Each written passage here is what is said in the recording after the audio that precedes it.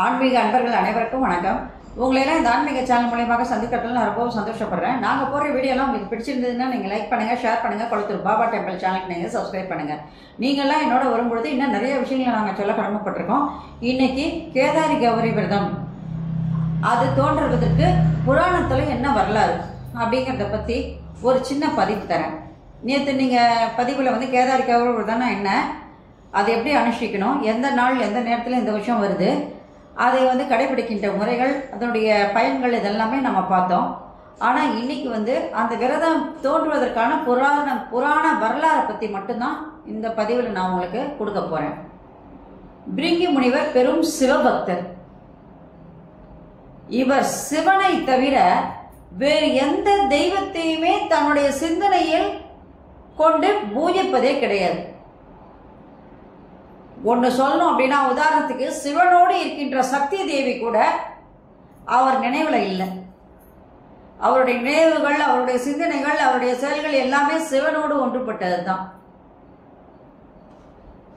இதெல்லாம் பார்த்த உடனே சக்தி தேவிக்கு இந்த பிரிங்கி முனிவர் மேல ஒரு கோபம் வருது.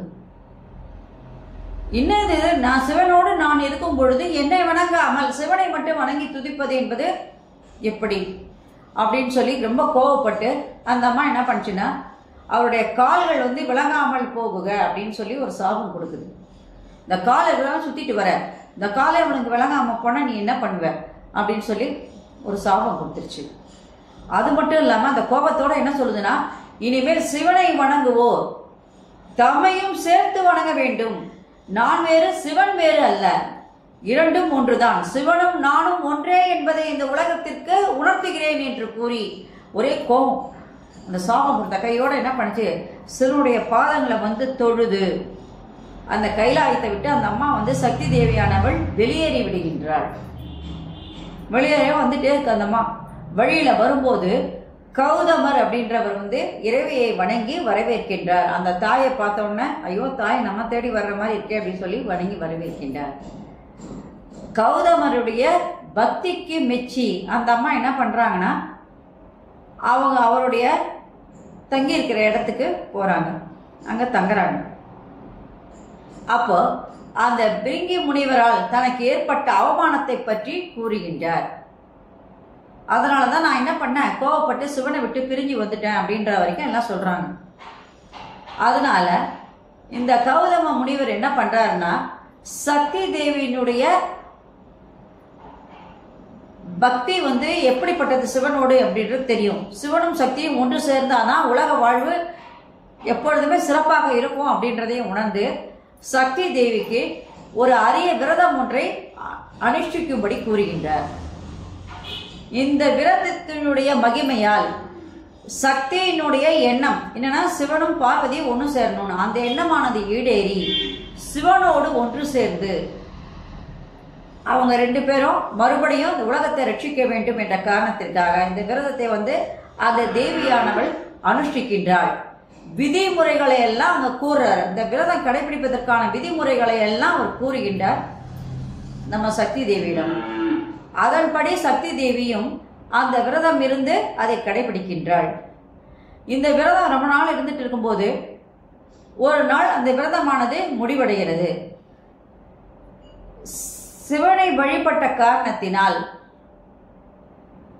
வேதத்திற்கெல்லாம் தலைவனாக விளங்குகின்ற, 4 மறைகளும் போற்றுகின்ற நாயகனாகிய அந்த சிவபெருமான் அன்னையின் முன் தோன்றுகின்றார், தோன்றி காட்சி தருகின்றார்.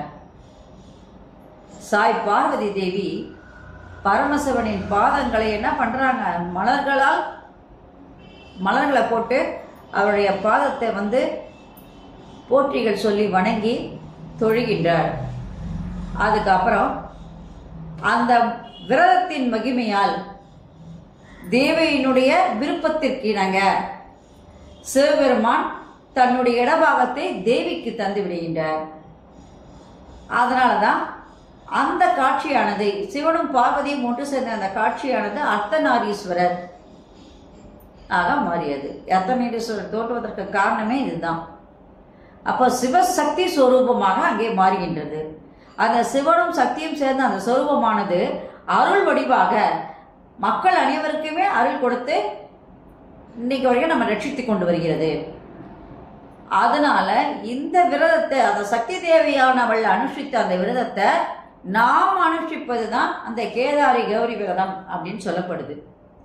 இதுல முக்கியமா என்னன்னா, சுமங்கலி பெண்கள் முடிந்தவரை கண்டிப்பாக ஒரு நாளாவது நம்ம அந்த விரதத்தை கடைபிடிக்கணும்.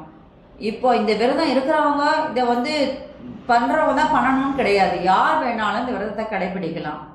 வீட்டில் இருந்த உங்களால் என்ன முடியுதோ அன்றைய நாளில், எதுவுமே முடியல நாங்கள்லாம் வேலைக்கு போகிறோம் அப்படின்னு சொன்னால் கூட ஒரு பழம், பூ, வெத்தலை பாக்கெல்லாம் வச்சு அந்த கௌரி தேவியை அந்த சிவபெருமானோடு நம்ம ஒன்று சேர்ந்து வழிபட்டால் அன்னைக்கு நமக்கு எல்லா விதமான பலன்களும் நிச்சயமாக கிடைப்பதற்கான வழி ஏற்படும்.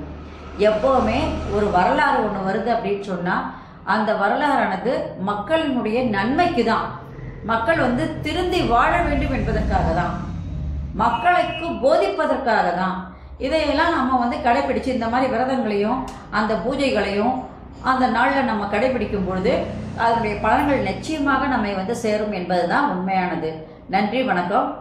இந்த வீடியோ பார்த்ததுக்கப்புறம் உங்களுக்கு அந்த கேதாரி கௌரி விரதம் ஏன் வந்தது, அதை எப்படி நம்ம வழிபடணும், எந்த நாளில் வழிபடணும், அதனுடைய பலன்கள் என்ன, நம்ம இந்த பலன்களெல்லாம் அனுபவிக்கும் போது நம்ம இந்த உலகத்தில் எப்படி நம்ம சுபிட்சமாக இருப்போம் அப்படின்றதுக்கெல்லாம் இந்த வீடியோ பதிவு உங்களுக்கு நிச்சயமாக பயன் தரும் அப்படின்னு நினைக்கிறேன்.